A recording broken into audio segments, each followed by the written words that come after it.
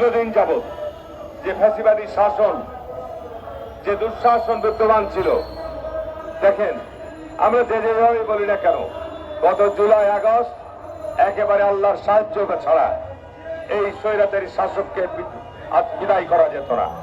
এই স্বৈরাচারী শাসকরা এমন বিতর্কে পদার্পণ করত যে তারা তাদের মৃত্যু পূর্ব পর্যন্ত তারা বিদায় হবে না। কিন্তু এদেশের ছাত্র জনতা বুক পেতে দিয়ে নিরস্ত্রভাবে অস্ত্রের মুখে তারা এই স্বৈরাচারী ফ্যাসিবাদী শাসককে উৎখাত করেছে।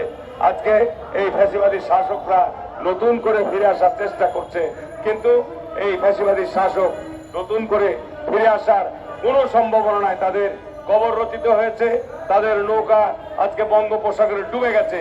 এই নৌকা আর কোনোদিন জেগে উঠবে না বাংলাদেশের মাটিতে। বন্ধুরা আমার, বক্তব্য আর বাড়াবো না। আপনারা সবাই ভালো থাকেন, সুস্থ থাকেন।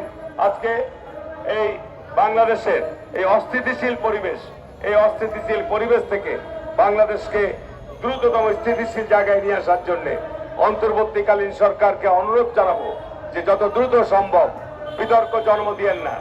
স্থানীয় নির্বাচন আগে হবে না জাতীয় নির্বাচন আগে হবে, সংস্কার শেষ হবে না আগে নির্বাচন হবে, না আগে বিচার হবে না তারপরে নির্বাচন হবে, এই সমস্ত বিতর্ক জন্ম না দিয়ে যত দ্রুত সম্ভব জাতির মধ্যে একটি স্বস্তি, একটি জাতির মধ্যে স্থিতিশীল অবস্থা ফিরিয়ে আনার জন্য অতি দ্রুত নির্বাচনের দিন তারিখ ঘোষণা করুন এবং নির্বাচনের আয়োজন করুন।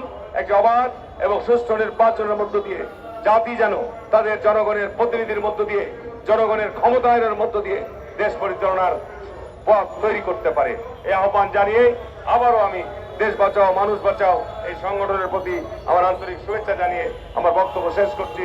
সবাইকে ধন্যবাদ।